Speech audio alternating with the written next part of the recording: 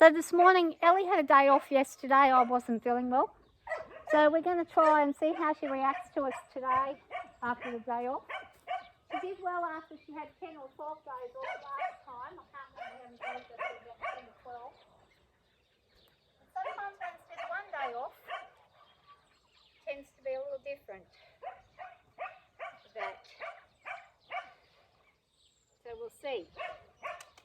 Ask her to move on. Walk on, bub. Walk on. Walk on. Good girl. Not a bad thing to be funny. Good girl. And again, I've got that lead rope swinging around everywhere. Another desensitisation tool.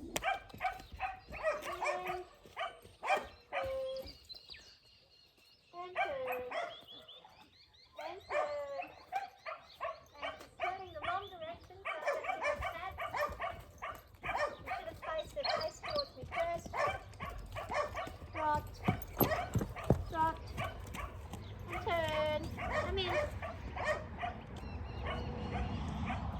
Come in. Yeah. I can hear them. Two. We're going to do the belt up again. One more notch. That's our spot. We know tricks.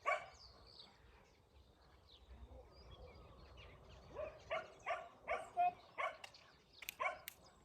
One. Nice step forward. See how we go. That's lovely. One more. Step. Come on. Step. Hey. Lift. Lift. Good job. There we go. Oh, okay.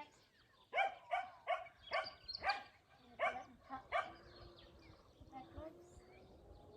Just on the top. I'm not a fan of back legs at all. Aware that that's your danger point, so I avoid them. I know sometimes you can't avoid them, you've got to do things. I'm working at it, but that's been something I've never wanted to do, is go up and grab horses from behind or grab their back legs. I'll leave that to the farrier. That's my anxiety. Oh, I forgot the bridle. Now, she hasn't had a bit in the mouth for a few days, so let's see what happens when we pop it in. Might not be too close with it.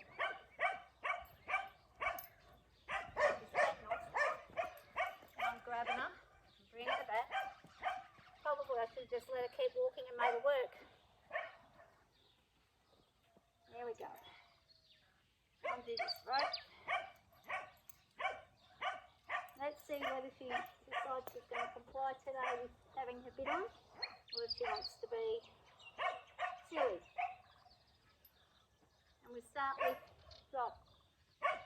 Drop. Good girl. Dropping the head.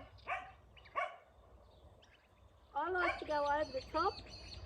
However, recently she's figured out that she's way stronger than me, and I don't have to be. And she'll go backwards like this. Watch this. And I'm going to ask her nicely. Release. She used to just on a command release, and something happened, and I'm not sure what it was, but release. Release. So I'm going to get in behind there. What we don't want to do is we don't want to force it, and then there's an issue. Now she actually accepted that really nicely today, almost like she used to. Little hesitation, but she was very good. So I'm pleased with that. That's a good indicator of her being in a happy, good mood today. No refusal. It's great. And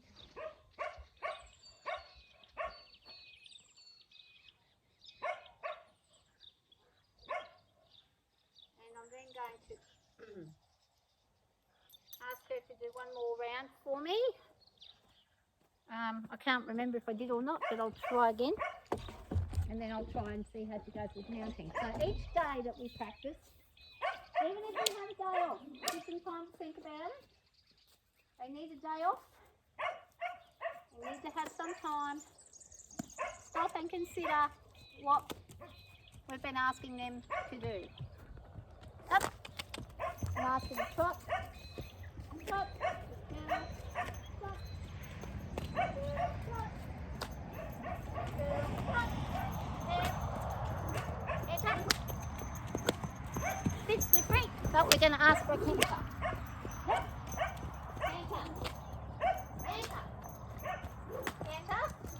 There we go. And that's just mostly just for a second or two to understand that she's listening to me, because I want her to. Good girl, that was excellent. She turned towards me instead of a bump. And you get a reward when you do that. And straight little canter and lovely and whoa. And turn. Turn. So she's pretty good today. She's looking over there, there's something over there catching her attention. Horses tend to do that, they'll look around, see if there's anything bothering them. So now, she'd like her to hook on to me. So when I hop on, I've got a horse that's listening, come on. And whoa, face in. And whoa, good job. Alright, let's see how. Okay, that's fallen down. Let's see how well she goes with me getting on. So I'll move across a bit so you can see. Yeah. Walk on. Come on. Come on. And stay. Good girl. So we'll have a go. Remembering yesterday she had no work, so she's been quiet. Good. And look at this. Straight on. Standing nicely. And drop. Good girl. Instant drop of the head. Really good. Let's see if she remembers our forward cue. Walk on. Walk on. And there we go. I did not kick her at all. I just moved forward. See if she's good with our reins and our stopping and our turning. So she's responding nicely to the reins, to the neck reining. See how she goes this side. And one foot forward, one back is how I do it. Everybody does it. Some people do it differently. Now, again, our swinging tests. Relax. And she kept her head on there. On the butt, over the butt, relax. Sitting on the bum.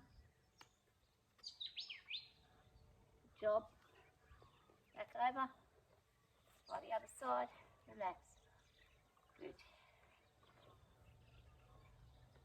Good, relax. Oh, she's relaxed. Today's a good day for her. She's in a good mood and relaxed. I want to take her out. The grass is very wet and slippery. I'm a little hesitant.